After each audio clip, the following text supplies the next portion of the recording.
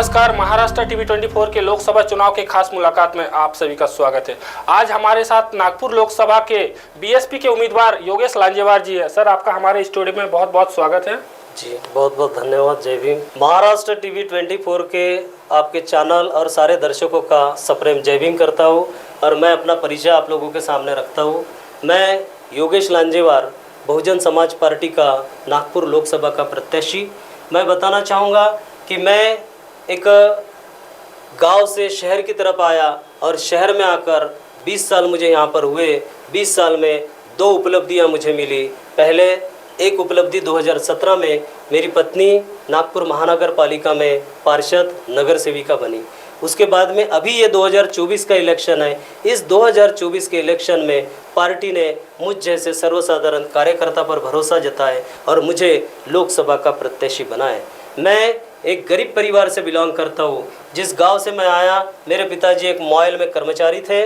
उन्होंने अपने जितनी भी पूंजी उनकी वाली पगार आती थी उतने में हमको पढ़ा लिखा कर एक जायज़ इंसान बनाया और आज इस लायक में बना कि बहुजन समाज पार्टी के हमारे वरिष्ठों ने मुझे लोकसभा का प्रत्याशी बनाने तक के आए।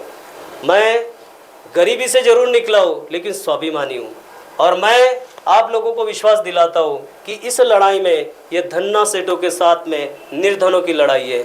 लेकिन धन्ना सेठ जितने भी है, चाहे कांग्रेस रहे चाहे बीजेपी रहे, ये दोनों धन्ना सेठों को हरा कर मैं यहाँ पर निर्धन आदमी चुन कर जाएगा।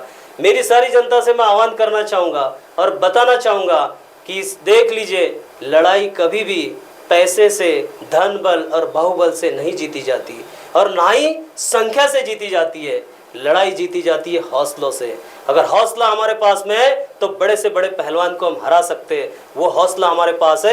मेरे बहुजन समाज पार्टी के सारे कार्यकर्ताओं के पास में वो हौसला है। साथ ही साथ नागपुर के हमारे सारी जनता के पास में वो हौसला है और मुझे विश्वास है कि इस नागपुर शहर में 2024 में करिश्मा होगा और उस करिश्मा के आप सभी गवाह रहेंगे। तो जैसे कि आपको पता है, अभी लोकसभा चुनाव आने वाला है। आप लोकसभा में नितिन गडकरी और विकास ठाकरे के अगेंस्ट में खड़े होने जा रहे हैं, तो आपकी क्या रणनीति है? नागपुर लोकसभा, इसमें बहुजन समाज पार्टी ने मुझे उम्मीदवारी दी। सर्वप्रथम मैं बताना चाहूँगा मेरा परिचय कि मैं बहुजन समाज पार्टी का पिछले 25 साल से कार्यकर्ता हूँ। मेरी शुरुआत, लाइफ की शुरुआत मेरे गांव से, गुमगांव माइन खापा, यहाँ मेरी पैदाइश हुई। मेरा एजुकेशन 12th तक का वहीं पर हुआ। उसके बाद में ग्रेजुएशन मैं नागपुर में किया और पोस्ट ग्रेजुएशन MA इस्लाम कॉलेज में यहाँ पर मेरा एजुकेशन हुआ। तो मैं एक ख़ास बात आपको बताना चाहता हूँ कि जब मैं 11वीं क्लास में था, 11th में, तो 11th में महाराष्ट्र के औरंगाबाद में 1992 में माननीय कांशीराम साहब, जो कि बहुजन समाज पार्टी के संस्थापक हैं, उनकी आम सभा थी और वो सभा क्या थी? विद्यार्थी परिषद थी। उस विद्यार्थी परिषद में वहाँ पर हम सारे विद्यार्थियों को, जो बहुजन समाज पार्टी के उस समय के हमारे गांव के कार्यकर्ता थे, पदाधिकारी थे, वे सब लोग लेकर गए थे। उस सभा में मैं गया, उस सभा में साहब को सुना, हम काफ़ी इम्प्रेस हुए थे। साथ ही साथ माननीय कांशीराम साहब मेरे गाँव खापा में प्रचार सभा में भी आए थे। तो ये सब चीज़ें हैं जिसके कारण मेरे बचपन से ही बहुजन समाज पार्टी का मेरे वाले पूरे जीवन पर असर रहा और वो संस्कार मुझे मिले। बहुजन समाज पार्टी एक कैडर बेस्ड पार्टी है, समतामूलक समाज बनाना चाहती है, आर्थिक मुक्ति और सामाजिक आंदोलन, सामाजिक परिवर्तन का आंदोलन चला रही। ये सारी चीज़ें हमने कैडर से सीखे। उसके बाद नागपुर में मैं जब यहाँ पर शिफ्ट हुआ तो नागपुर में मेरी लाइफ का एक अच्छा टर्निंग पॉइंट आया और यहाँ पर बहुजन समाज पार्टी ने मुझे बड़ा सम्मान दिया। मैं विधानसभा का अध्यक्ष रहा उत्तर नागपुर का, जिले का प्रभारी हुआ, महासचिव हुआ। इन सारे पदों को मैंने विभूषित किया। साथ ही साथ 2017, यह जो 2017 का नागपुर महानगर पालिका का इलेक्शन था, इस नागपुर महानगर पालिका के इलेक्शन में बहुजन समाज पार्टी के 10 कारपोरेटर, 10 नगर सेवक, 10 पार्षद उत्तर नागपुर से चुन कर आए थे।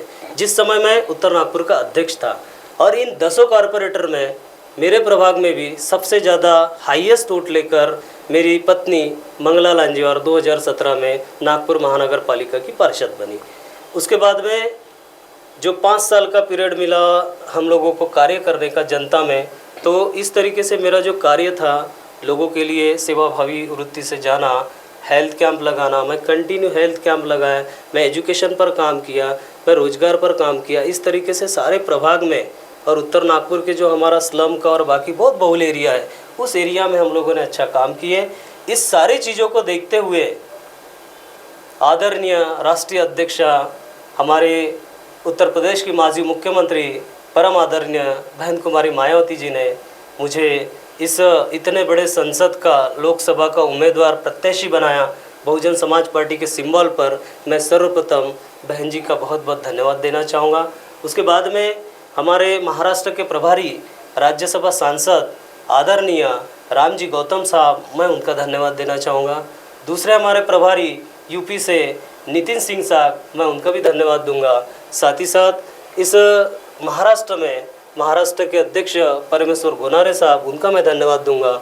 और विदर्भ जिसके इंचार्ज हमारे एडवोकेट सुनील डोंगरे जी हैं, जो महासचिव हैं, हमारे पृथ्वीजी शेंडे जो महाराष्ट्र के सचिव है, वे भी विदर्भ के इंचार्ज है। साथ ही साथ दादाराव उइके जी जो महाराष्ट्र के एग्जीक्यूटिव मेंबर है, वे भी इस विदर्भ के इंचार्ज है और 12 लोकसभा के ये इंचार्ज थे। मैं इन तीनों का भी बहुत बहुत धन्यवाद दूंगा कि जिन्होंने नागपुर लोकसभा के लिए मुझ जैसे सर्वसाधारण, निष्ठावंत, ईमानदार कार्यकर्ता को इतने बड़े पोस्ट पर लाकर खड़ा कर दिया। मैं धन्यवाद दूंगा मेरे सारे कार्यकर्ताओं का जिन्होंने मेरे लिए इस तरीके से ये किया कि ये ही बंदा है जो हमको नागपुर लोकसभा में जीत दिला सकता है। मैं उनके भरोसे की कदर करता हूँ और मैं धन्यवाद दूंगा सबसे पहले सारे आपके मेरे कार्यकर्ताओं का। और आज यहाँ पर महाराष्ट्र टीवी 24 में बैठे हुए हमारे सारे दर्शकों का, आपके टीवी चैनल का, मैं आप सभी का धन्यवाद दूंगा। जय भीम। सर, एमए जैसी ऊंची डिग्री लेने के बाद राजनीतिक फील्ड में आपका आना कैसा हुआ, क्या बोलना चाहेंगे आप? मैं आपको बताया कि स्टार्टिंग में ही बताया मैंने कि जब मैं 11वीं क्लास में बहुजन समाज पार्टी से जुड़ा और तब से लेकर मैंने अध्ययन किया। हर सभा सम्मेलनों में मैं अटेंड करता था। पेपर न्यूज़ वो जो भी आती थी वो सारी न्यूज़ें और सारा ये है ना, मैं अध्ययन कर कर उस पार्टी को समझा और मेरे समझ में आया कि परम पूज्य डॉक्टर बाबा साहब अम्बेडकर के बाद में इस देश में अगर इस बहुजन समाज को सही मायने में अगर नेतृत्व कोई दे सकते हैं तो मान्यवर कांशीराम साहब ने जो पार्टी स्थापित की है और लीडरशिप आयरन लेडी बहन कुमारी मायावती जी जो पूरे भारत देश में इस पार्टी का नेतृत्व कर रही है, तो मुझे समझ में आया कि यही पार्टी है जो इस देश के SC ST OBC और माइनॉरिटीज में आने वाले 85% बहुजन समाज को उनका एक हक अधिकार की लड़ाई लड़कर उनको सही मायने में नेतृत्व दे सकती है। इसलिए मैं बहुजन समाज पार्टी को अपना माई बाप मानता हूँ, अपना आदर्श मानता हूँ मेरे कारण। इसको चुनाव का पारा अभी बहुत हाई हो चुका है, लगभग सब जगह की डेट भी डिक्लेयर हो चुकी है। इसमें आपका क्या नियोजन रहेगा, क्या बड़ा नियोजन रहेगा? देखिए, चुनाव की तारीख घोषित हो गई, हमने फॉर्म भर दिए, स्क्रूटनी हो गई, अब इलेक्शन में हम स्टैंड हो गए और आगे की लड़ाई जो है, दो बड़ी पार्टियां यहाँ पर है जो बीजेपी और कांग्रेस। बीजेपी का यहाँ पर 10 साल से कार्यकाल चला, कांग्रेस इसके पहले 70 साल से कार्यकाल चला और अभी पूरे देश में जिनका कार्यकाल था वो लोग विपक्ष में बैठे हैं और सत्ता में अभी 10 साल से बीजेपी है। नागपुर लोकसभा ये ऐसी लोकसभा है कि इस लोकसभा में, इस नागपुर में बहुजन समाज की बहुत बड़ी आबादी है। इस नागपुर शहर में 6 लाख बुद्धिस्टों की आबादी है। इस नागपुर शहर में मुस्लिम, OBC, आदिवासी, अन्य पिछड़ा वर्ग, ये सारे लोग नागपुर में रहते हैं। नागपुर में दीक्षा भूमि है, नागपुर में संघ भूमि है, नागपुर में आपको रामटेक के पास में जाओगे तो राम मंदिर है। यानी नागपुर यह क्षेत्र है महाराष्ट्र की उपराजधानी जहाँ पर सर्व समाज के, सर्व धर्म के लोग रहते हैं। सिख समाज के, मुस्लिम समाज के, सभी समाज के लोग रहते हैं और भाईचारे के साथ में रहते हैं। लेकिन नागपुर लोकसभा, इस नागपुर शहर का विकास सही मायने में, आज आज़ादी को 70-75 साल हमने मनाए, 75वां वर्षगांठ मनाए, एक लगभग 80 साल का पीरियड चला गया। मैं पूछना चाहता हूँ इन सत्ताधारियों से, जब से इस देश में संविधान लागू हुआ और जब से इस देश में संसदीय प्रणाली लागू हुई, जिस दिन से इस देश में लोकशाही लागू हुई, तब से आज तक के इस देश में सत्ता किसकी रही? कांग्रेस ने इस देश में 70 साल 65 से 70 साल राजपाट किया, लेकिन 70 साल राजपाट करने के बाद में भी कांग्रेस ने इस देश को अच्छे दिन नहीं दिखाए। अब उसके बाद में ये जो 10 साल का पीरियड हमको दिखाई दे रहा है, ये 10 साल में अच्छे दिन का वादा करने वाली बीजेपी की सरकार हमारी नज़र में वो भी नाकामयाब सरकार है। सारा उलट पुलट करके रख दिया, पूरे देश की वाट लगा कर रख दिए इन्होंने। क्या चाहते, कौन सा विकास करना चाहते, जिस विकास से आम आदमी का कोई लेना देना नहीं, ऐसे विकास को अगर विकास कहते होंगे तो हम इस बात को नहीं मानते। हम चाहते कि सही मायने में अगर देश का विकास चाहिए, सही मायने में अगर नागपुर शहर का विकास चाहिए, तो यहाँ का सर्वसाधारण जमीनी लेवल से जुड़ा हुआ आदमी, नागरिक, उसके बाल बच्चों की, उसके एजुकेशन की, उसके नौकरी की, उसके घर की, उसके रहने की और उसके सारे लाइफ की व्यवस्था अच्छे तरीके से हो और एक डेवलप नागपुर शहर कहलाए, तब जाके हम कहेंगे कि नागपुर शहर का विकास हुआ है। लेकिन ऐसा विकास हमें कहीं पे भी नज़र नहीं आ रहा है। नागपुर लोकसभा क्षेत्र के ऐसे कौन से मुद्दे हैं जिसे लेकर आप चुनावी मैदान में उतरने वाले हैं? नागपुर लोकसभा क्षेत्र के काफ़ी मुद्दे हैं, जिन मुद्दों के ऊपर में आज तक के ना कांग्रेस ने ध्यान दिया, ना बीजेपी ध्यान दे रही है। अभी हमारे नागपुर क्षेत्र में, इस लोकसभा में, इस शहर में मेट्रो का इन्होंने लाया, सीमेंट रोड बनाए, 4 लेन बनाए, 6 लेन बनाए। सीमेंटीकरण और कंस्ट्रक्शन करना, बिल्डिंगें खड़ी करना, यह कोई विकास नहीं होता है। हम चाहते कि विकास का पैमाना क्या होना चाहिए सर? विकास का पैमाना ये नहीं होता है कि एक बिल्डिंग बन गई, कॉम्प्लेक्स बन गया, मेट्रो चल गई, 4 लेन रोड बन गया, फ्लाईओवर बन गया, इसको आप विकास कहोगे? इस नागपुर शहर में कितने स्लम में बस्ती में रहने वाले लोग हैं, कितने इस नागपुर शहर में बेरोजगार लोग हैं जिनको रोजगार की जरूरत है लेकिन रोजगार नहीं मिला। हम उनको रोजगार देने में नाकामयाब हुए। हम उन स्लम में रहने वाले लोगों को उसका पक्का घर देने में नाकामयाब रहे। इस नागपुर शहर में स्वास्थ्य की पूरी यंत्रणाएं चरमरा गई है। मैं चाहता हूँ कि ये सब गरीब लोगों के लिए, दुर्बल लोगों के लिए, बहुजन समाज के रहने वाले लोगों के लिए विकास कहाँ नजर आ रहा है? उन आपके वाले 4 व्हीलर जो चलती है, वो आपके 4 लेन वाले, वो आपके फ्लाईओवर पे, मेट्रो में जाने वाले, ये कौन लोग हैं? सर्वसाधारण जनता बेचारी आज भी अपने घर से निकलती है, सुबह निकलती है, रात तक के काम करते हैं, साइकिल से जाएगा, ऑटो से जाएगा, रिक्शा से जाएगा, 2 वक्त की रोजी रोटी कमा कर जैसे तैसे अपने बच्चों के लिए अनाज इकट्ठा करेगा। यहाँ जो रोजगार के लिए हमारे युवा लोग हैं, जो पढ़ लिख कर इंजीनियर बने, प्रोफेसर बने, अच्छे खासे पढ़ाई लिखाई करने के बावजूद भी उन लोगों को क्या आप लोगों ने रोजगार दिए? कौन से रोजगार के संसाधन नागपुर में है? उल्टा इस देश में जिनकी गवर्नमेंट है, बीजेपी की गवर्नमेंट, उन्होंने हमारा पूरा आरक्षण खत्म कर दिए।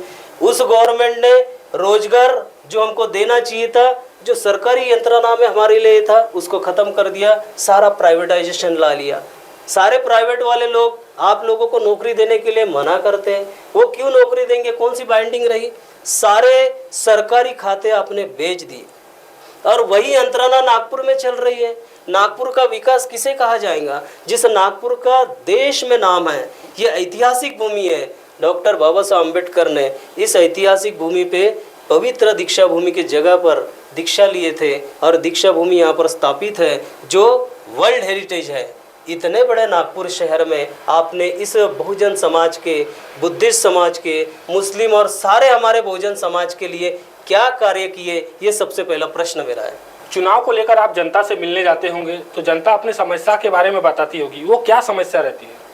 देखिए सर, मैं सबसे पहले आपको बताना चाहूँगा कि जब हम कारपोरेटर बने, मेरी पत्नी जब नगर सेविका बनी और नागपुर महानगर पालिका में जनता ने हमको चुन कर भेजा, तो जनता से रिलेटेड काफ़ी मुद्दों के बारे में डेली मेरे ऑफिस में लोगों का तांता लगा रहता था।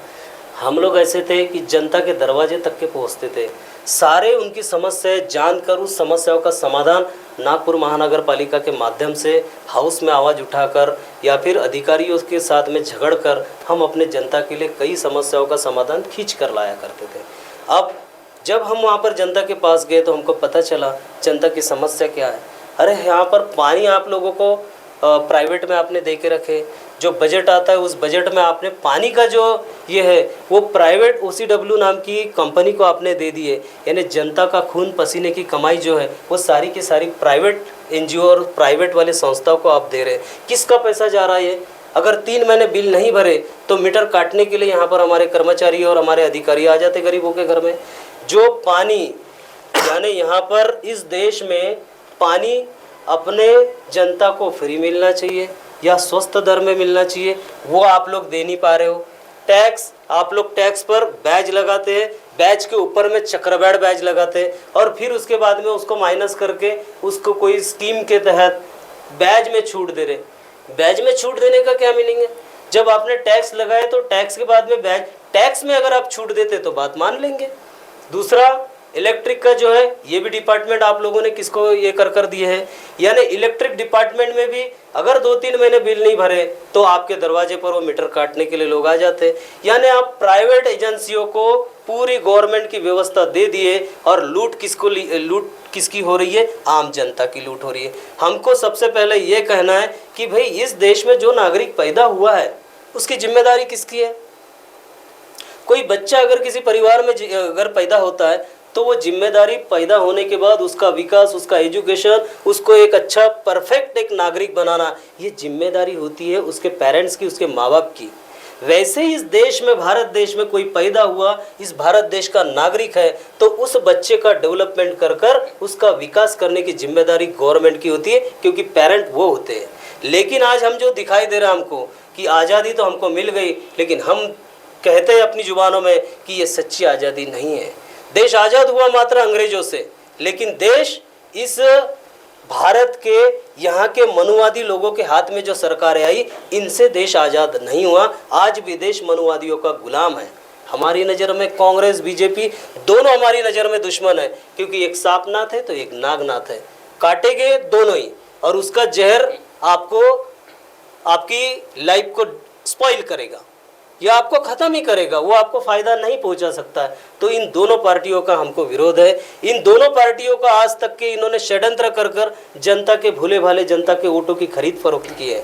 हम चाहते कि भाई ये जो हमारी, जिस पार्टी से मैं आज यहाँ पर हूँ, बहुजन समाज पार्टी की विचारधारा में जनता तक पहुँचा रहा हूँ, और हमारा एजेंडा है कि अगर बहुजन समाज पार्टी की सरकार इस देश में आती है, अगर इस देश में बहन कुमारी मायावती जी पंत प्रधान बनती है, अगर नागपुर शहर की जनता मुझे इस हाथी चुनाव चिन्ह पर भेजकर संसद में अगर भेजती है, तो हम आपको विश्वास दिलाते हैं कि सत्ता में जाने के बाद में हम लोग आपके उस मूल ढांचे में परिवर्तन लाएंगे।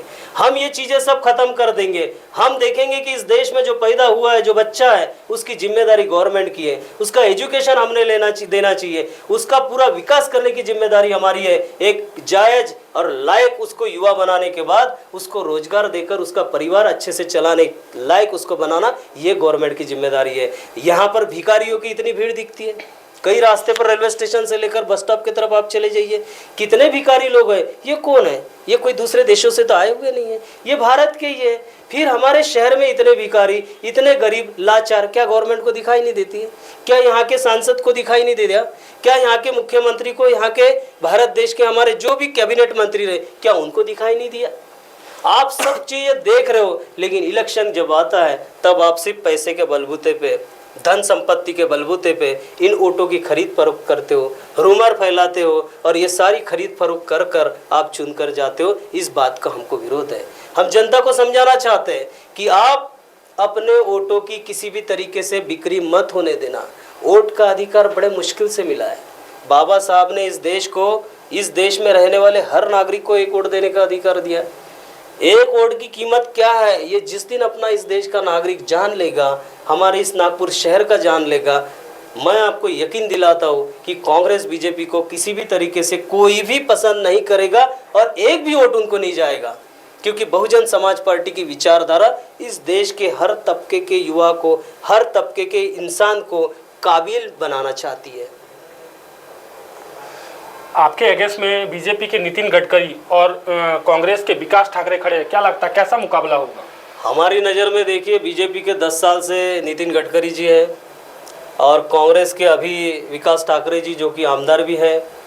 नितिन गडकरी जी 10 साल से इस नागपुर शहर में सांसद है, खासदार है, और 10 साल के उनका गृह क्षेत्र है। जब उनका गृह क्षेत्र है तो इस गृह क्षेत्र में जो प्रश्न मैंने पूछा हो, जो सवाल मैंने खड़े किया हो, क्या 10 साल में वो सवालों का इन्होंने कोई तो भी सोल्यूशन निकाले? अरे आपकी सरकार दिल्ली से लेकर तो गली तक के है, वहाँ से शुरू होती है, यहाँ तक के नागपुर महानगर पालिका तक के आपकी सरकार है। ये सब होने के बावजूद भी 10 साल में आपने क्या किया? क्यों आप नागपुर शहर को अच्छे तरीके से अच्छी लीडरशिप नहीं दे पाए? क्यों आपने नागपुर की जनता के साथ में धोखा किए? क्यों नागपुर की जनता और नागपुर में रहने वाले सारे नागरिकों के साथ में आपने छल कपट किए? अगर नहीं किए होते तो आज नागपुर का युवा दर दर नहीं भटका होता। आज नागपुर का युवा कॉन्ट्रैक्ट बेस पे काम करता है और कॉन्ट्रैक्ट बेस पर काम करने के बाद में जो निजी कंपनियां हैं वो निजी कंपनियां साल 2 साल 3 साल में उसको आउट कर देती है। कोई अगर लड़का वहां पर लगा, कोई लड़की अगर लगी तो बेचारा वो नौकरी के उस बेस पर शादी कर लेता है, बच्चा पैदा कर लेता है। शादी और बाल बच्चे वाला होने के बाद में कभी अचानक में साल 2 साल 3 साल में उसके ऊपर गाज पड़ती है कि वो कंपनी उसको नौकरी से बाहर निकाल देती है। फिर क्या सिक्योरिटी है, क्या सुरक्षा है? ये मिहान में आपने इतने प्राइवेट वाले ये लाकर दिए, कितना रोजगार पैदा कर पाए? इस मेट्रो के इसमें हमारे नागपुर शहर के कितने लोगों को रोजगार मिला? कितने लोगों को, आम जनता को, गरीबों को, स्लम में रहने वाले बस्ती के युवाओं को कितनों को मिला? आपने अपने पार्टी के लोगों को वहां पर सेट किए, आपने पार्टी के लोगों को और कार्यकर्ताओं को आपने नौकरियां दिए और वोट मांगने के लिए आप जनता के पास जाओगे। हमारा विरोध है इस बात से कि नितिन गडकरी जी 10 साल से इस नागपुर लोकसभा में चुनकर आने के बावजूद वो फेल्यूर खासदार साबित हो रहे हैं। इसलिए हम नितिन गडकरी को जनता इस बार आउट ऑफ कवरेज कर देगी। दूसरे, विकास ठाकरे जी, कांग्रेस वैसे भी कितने टुकड़ों में आज उनकी हालत खराब थी, अभी भी उन्होंने कई लोगों को इकट्ठा कर कर इलेक्शन लड़ रहे। हम तो अपने बलबूते इलेक्शन लड़ रहे, अकेले के बलबूते लड़ रहे और हम स्वाभिमान से लड़ रहे। इनके आपस के ही कई उतार चढ़ाव आएंगे और कई लोग एक में की टांग खींचेंगे। जितने दलों का समर्थन है वो आपस में ही एक दूसरे में खिंचाव करेंगे और हमारा काम आसान हो जाए। दोनों के बीच में बहुजन समाज पार्टी का हाथी इस तरीके से कूच करेगा कि आप देख लीजिएगा, जब रिजल्ट आएगा तो नागपुर के इस इलेक्शन में, नागपुर लोकसभा में बहुजन समाज पार्टी चुनकर जाएगी, हम यहां से सांसद बनकर जाएंगे, इतना मुझे भरोसा है। बीएसपी सुप्रीमो मायावती जी ने बोला कि वह स्वतंत्र लड़ना चाहती है, किसी पार्टी के समर्थन में नहीं रहेंगे, उस पर आप क्या बोलना चाहेंगे? जी बिल्कुल, क्या कारण है उसका? बिल्कुल, माननीय बहन जी का ये मकसद है कि अलायंस की राजनीति में हमारे साथ में हमेशा छल कपट होता है। Bahujan Samaj party national party है और 3रे नंबर की राष्ट्रीय पार्टी है। बहुजन समाज पार्टी सारे स्टेट में है, सभी स्टेट में उसकी वोट बैंक है और सभी स्टेट में बसपा को मानने वाला बड़ा वर्ग है। आज नागपुर में भी उसी तरीके की स्थिति है कि नागपुर में बहुजन समाज पार्टी को मानने वाला बहुत बड़ा वर्ग है। मैं आपको बताना चाहता हूँ, बहन जी ने इस अलायंस की स्थिति को इसलिए नकार दिया है कि अलायंस करने के बाद में जो मनुवादी पार्टियां है वो हमारे वोटों को तो ले लेती है लेकिन अपना वोट ट्रांसफ़र नहीं करती है, उसमें भी वो छल कपट करती है। जब हमारे वोटों को वो ले लेती है और अपनी ताकत बना लेती है, लेकिन जब हमारा प्रत्याशी रहेगा उस प्रत्याशी को अपना वोट बैंक ट्रांसफ़र नहीं होने देती, ये छल कपट करती है, तो फिर हम इन ऐसे लोगों के साथ में क्यों समझौता करेंगे, क्यों अलायंस करेंगे? बहन जी ने इस बात को क्रॉस किया हुआ है कि हम किसी से अलायंस नहीं करेंगे, हम अपने बलबूते लड़ेंगे। राष्ट्रीय पार्टी है, जो होगा उसके लिए हम खुद होकर लड़ाई लड़ेंगे और पक्का उस लड़ाई में हमारी जीत होगी। इस लोकसभा चुनाव में अगर आपका प्रदर्शन अच्छा रहता है तो आप क्या अपने तरफ से आप क्या बदलना चाहोगे? इस लोकसभा में अगर हमारा प्रदर्शन अच्छा रहा तो आने वाली विधानसभा, उसके बाद में आने वाली महानगर पालिका है जो इस नागपुर शहर में होगी, उन सब जगहों पर बहुजन समाज पार्टी के प्रत्याशी चुनकर जाएंगे। यहाँ अच्छा प्रदर्शन हम दिखा पाए, यहाँ हम अगर जीत हासिल कर लिए तो नागपुर शहर में 6 विधानसभा है और उसके बाद में आने वाला कॉरपोरेशन का इलेक्शन है। ये दोनों इलेक्शन हम बहुत अच्छे तरीके से कंटेस्ट करेंगे और नागपुर महानगर पालिका पर भी हमारा कब्जा होगा और यहाँ से आमदार भी हमारे चुनकर हम भेजेंगे, ये हमारा मकसद रहेगा। महाराष्ट्र टीवी 24 के स्टूडियो में आपको आने के लिए बहुत बहुत शुक्रिया सर, बहुत बहुत धन्यवाद। जी धन्यवाद, जय भीम। क्या आपके पास भी इलेक्ट्रिक व्हीकल है? तो आपके लिए लाए है जोरदार सर्विस सेंटर, जहां आपके साथ साथ आपको मिलेगा इलेक्ट्रिक व्हीकल का हर स्पेयर पार्ट। इसके साथ ही आपको मिलेगा धमाकेदार ऑफर जो है सिर्फ 699 का पैकेज, जिसमें आपको मिलेगी 3 फ्री सर्विसेज, 1 होम सर्विस और बहुत कुछ। तो अगर आपके पास भी इलेक्ट्रिक व्हीकल है तो आ जाइए वेदांत इंटरप्राइजेस सर्विस सेंटर। गाड़ी कहीं की भी हो, सर्विस हम देंगे। हमारा पता गड्डी गोदाम स्क्वायर, कामठी रोड, सदर, नागपुर।